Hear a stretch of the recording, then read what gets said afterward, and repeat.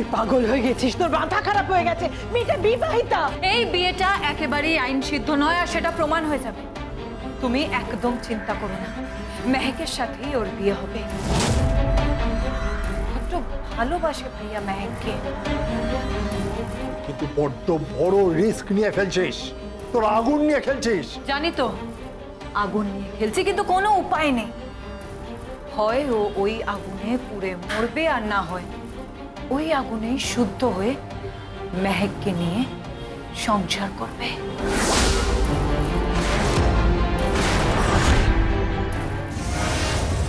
আর কতক্ষণ আমার ভাইকে আটকে রাখবেন আপনি? কতক্ষণ মানে? ওকে রেড হ্যান্ডে ধরা হয়েছে, কালকে ওকে করে প্রডিউস করা হবে, তারপর ছাড়া হবে। আমি আপনার কাছে হাত জোড় করে বলছি, প্লিজ আমার ভাইকে ছেড়ে দিন, প্লিজ। হ্যাঁ প্লিজ অফিসার, ওকে এভাবে আটকে রাখবেন না প্লিজ। আপনি বলুন না আমাদের কি করতে হবে, আমরা সব শর্তে রাজি আছি। আপনি যদি বলেন কোনো সেটেলমেন্টে আসতে হবে, আমি রাজি আছি। আর এসব তো আকছানি হচ্ছে। মুখ সামলে কথা বলবে। পঙ্কজ খাসনবিশ, পাকের মধ্যে জন্ম পঙ্কজ, বুঝতে পেরেছেন? আমি আমার বাবার অহংকার নষ্ট করতে পারবো না। একজন পিতার চোখে চোখ রেখে কথা বলতে না পারাটা একটা সন্তানের কাছে কতটা কতটা লজ্জার, বুঝতে পেরেছেন? ভাবতে পারবেন। যাকে আমি আপনাকে ভেতরে এক্ষুনি ঢুকিয়ে দেবো বলে ডাকলাম, একজন পুলিশ অফিসারকে কুৎসিত প্রস্তাব দেওয়ার জন্য। প্লিজ প্লিজ প্লিজ, একটা ভুল হয়ে গেছে। এখন আমরা কি করতে পারি সেটা আপনি আমাদেরকে বলুন। কিছু করার নেই, পরিষদ স্টেটমেন্ট দিয়ে দিয়েছে। আসুন।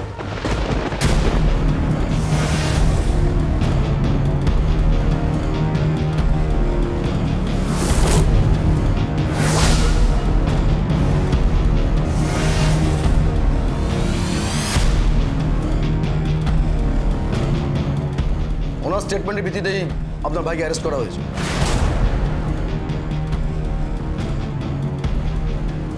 জলে কুমির, ডাঙায় বাঘ।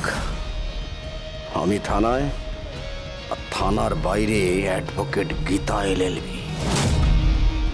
এটা কি গান জানিস?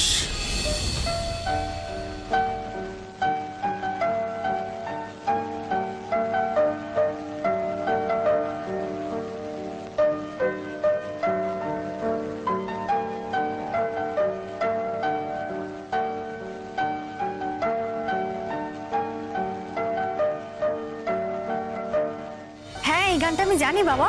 তাহলে গান। গীতা এলএলবি, সোম থেকে রবি প্রতিদিন সন্ধ্যে 6:30টায় স্টার জলসায় ও জিও হটস্টারে।